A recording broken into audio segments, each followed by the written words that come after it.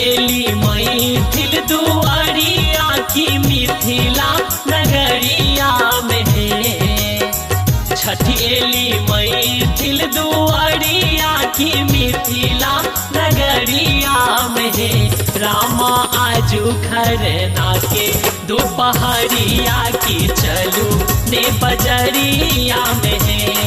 रामा आजू खरना के दोपहरिया की चलू ने बजरिया में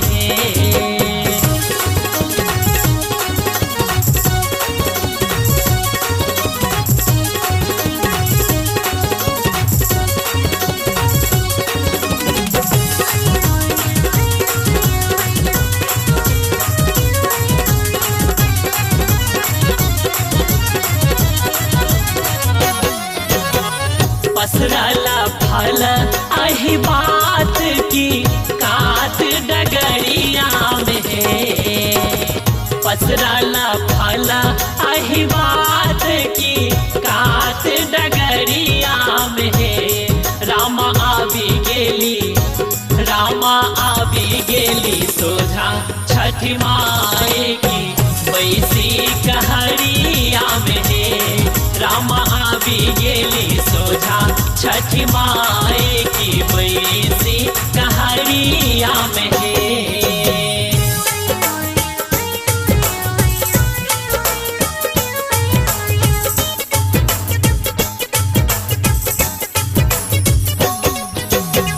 बूढ़ सुर स्वर करताल की सट लपमरिया में बूढ़ सुर स्वर करताल की सट लपमरिया में रामा फली गेला भगती रसाल की नवला गुजरिया में रामा फली गेला भगती रसाल की नवला गुजरिया में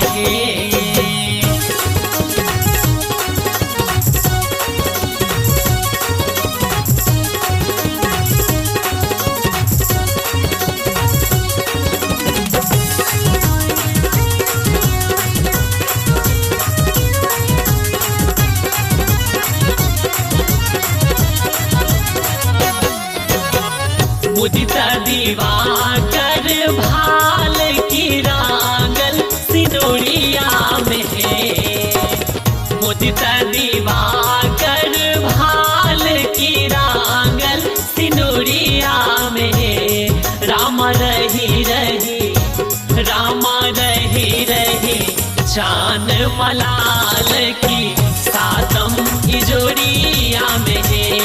रामा रही चान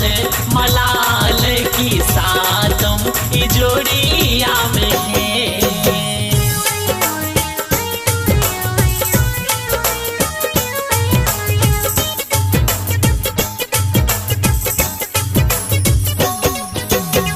सब तारी छठी के मान की ज्ञान